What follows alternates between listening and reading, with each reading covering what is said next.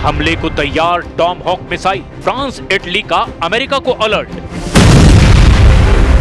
3.5 साल से ज्यादा की जंग में युद्ध की बाजी तेजी से पलटने लगी है। दावा किया जा रहा है कि जब से पुतिन ने पूरी तरह से मौन साधा है, उसके बाद से नेटो देशों में खौफ पैदा हो गया है। दावा किया जा रहा है कि अमेरिका यूक्रेन को टॉमहॉक मिसाइलें देने जा रहा है, जिसे लेकर रूस ने गंभीर चेतावनी दे दी है। इधर फ्रांस और इटली को लग रहा है कि अगर रूस ने नेटो देशों पर हमले शुरू किए तो अमेरिका यूक्रेन की तरह बाकी देशों को रूसी हमलों से किसी भी कीमत पर नहीं बचा पाएगा। हम आपको दिखाते हैं कि कैसे रूस की जंग को लेकर खलबली मची हुई है। यूरोपीय नेताओं के एक शिखर सम्मेलन में फ्रांसीसी राष्ट्रपति इमैनुअल मैक्रों ने यूरोपीय संघ से चेतावनी से आगे बढ़ने का आग्रह किया है। कोपेनहेगन में शिखर सम्मेलन में राष्ट्रपति मैक्रों ने कहा, मुझे लगता है कि हम सभी को बहुत सतर्क रहना होगा, क्योंकि हम टकराव के दौर से गुजर रहे हैं, जिसमें काफी विविधता से भरे जोखिम भी है। हमें बहुत सतर्क रहना होगा और किसी भी तरह की बढ़त से बचना होगा। तो वहीं इटली की प्रधानमंत्री जॉर्जिया मेलोनी ने भी दो टूक कह दिया है, जरूरत से ज्यादा रूस के खिलाफ प्रतिक्रिया देना बेहद गंभीर हो सकता है। मेलोनी ने कहा, सब कुछ के बावजूद मुझे लगता है कि हमें शांति से सोचना होगा। मुझे लगता है कि हमें रूस के उकसावे का जवाब नहीं देना चाहिए। हमें खुद को तैयार रखना होगा। ये बिल्कुल सच है। डेनमार्क की प्रधानमंत्री मेटे फ्रेडरिक्सन ने रूस के हाइब्रिड युद्ध का जवाब देने के लिए यूरोप से हथियार बंद होने का आह्वान किया, लेकिन दूसरे प्रमुख महाद्वीपीय नेताओं ने मॉस्को के साथ बढ़ते तनाव में चक्र में फंसने से बचने की सलाह दी है। हाइब्रिड युद्ध में पारंपरिक तरीके जैसे टैंक और मिसाइलों के साथ साथ गैर पारंपरिक तरीकों जैसे साइबर हमले और इंटरनेट पर दुष्प्रचार का भी इस्तेमाल होता है। इधर अमेरिका टॉमहॉक लंबी दूरी की मिसाइल यूक्रेन को देने जा रहा है। ऐसे दावे किए जा रहे हैं। टॉमहॉक के सबसे टॉप मॉडल की मारक क्षमता 2400 किलोमीटर तक होती है। ये लगभग 885 किलोमीटर प्रति घंटे की रफ्तार से हमला करती है।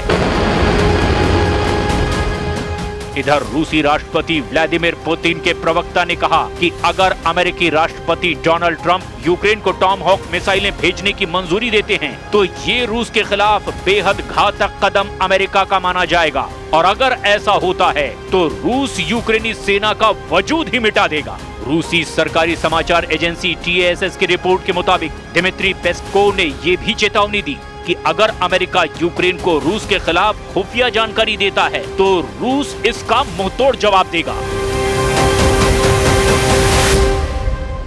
We spoke with the United States. We are very thankful to President Trump for this dialogue.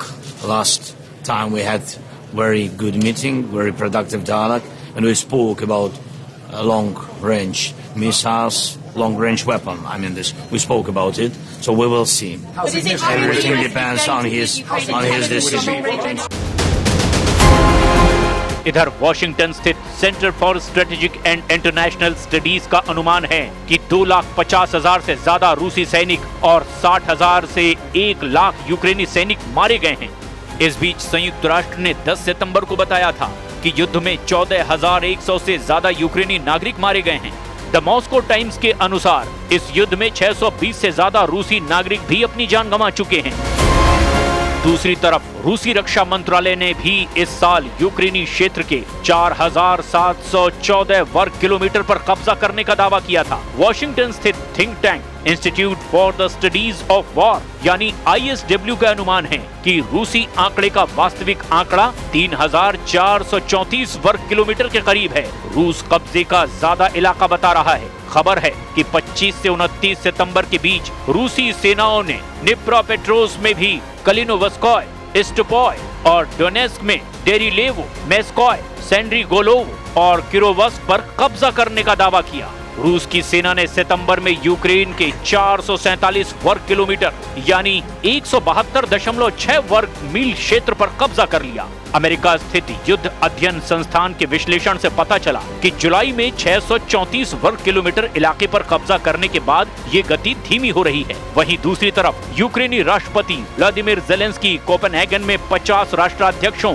शासनाध्यक्षों और यूरोपीय संघ के नेताओं से मुलाकात कर रहे हैं।